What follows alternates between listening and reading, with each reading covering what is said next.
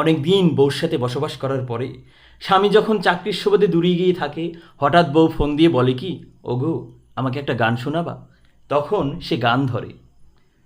খুব জানতে ইচ্ছে করে, খুব জানতে ইচ্ছে করে, এখনো কি মুখের ভাষায় তোমার, এখনো কি মুখের ভাষায় তোমার ফুল চন্দন পরে, জানতে ইচ্ছে করে, খুব জানতে ইচ্ছে করে, এখনো কি প্রথম সকাল হলে ঘুম দেয়া উঠা আগের মতো করে,